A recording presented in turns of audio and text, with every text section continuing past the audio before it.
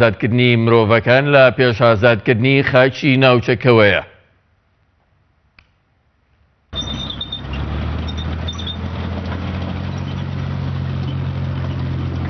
حەیدەر عەبادی سەرۆکوەزیرانی عێراق دەستپێکردنی شەڕی کۆنتڕۆڵکردنەوەی خۆراوای مووسڵی ڕاگەیاند. لە بەیاننامەیەکدا حەیدەر عەبادی سەرۆکوەزیران کە لە تەلەڤیزیۆنی نیمچە فەرمی عێراقیە بڵاو کرایەوە ڕایگەیاندووە کاری سەرەکی ڕزگارکردنی مرۆڤەکانە پێش ڕزگارکردنی خاک.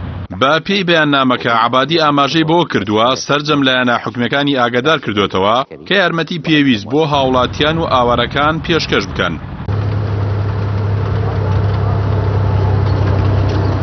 لە قۆناغی یەکەمی ئۆپراسیۆنی ڕزگارکردنی مووسڵ کە لە هەفتەی دەی ساڵی ڕابردوو دەستی پێکرد لەسەر دەستی هێزە عێراقیەکان و هێزەکانی پێشمەرگە بە پاڵپشتی هاوپەیمانان بەشی ڕۆژهەڵاتی شارەکە ئازاد کرا.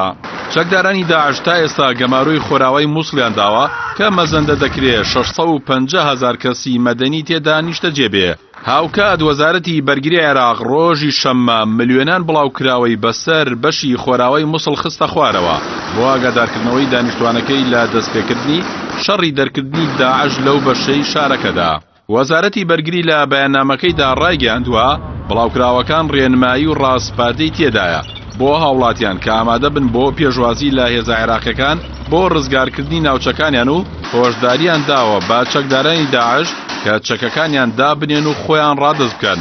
ئەمە لە کاتێکدایە هێزە عێراقیەکان ماوەی چەند هەفتەیەکە خۆیان ئامادە دەکەن بۆ شەڕی کۆنتڕۆڵکردنەوەی ڕۆژئاوای مووسڵ کە دوایین پێگەی داعشە لەو شارەدا دوای ئەوەی خۆرهەڵاتی مووسڵ بەشی چەپ کۆنتڕۆڵ کرایەوە.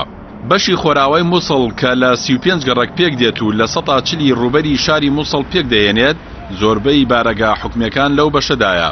شەڕی مووسڵ کە گەورەترین هێرشی وشکانیە لە دوای ڕوخانی ڕژێمی سەدام لە ساڵی 2003ەوە کە تێیدا زیاتر لە 100,000 لە هێزەکانی پێشمەرگە و سوپای عێراق و حەشتی شەعبی و حەشتی عەشایری سوننەکان باشداریان تێدا کردووە لەلایەن هاوپەیمانی نێودەوڵەتی دژ بە داعش با سەرۆکایەتی ئەمریکا پشتیوانیان لێ دەکرێت.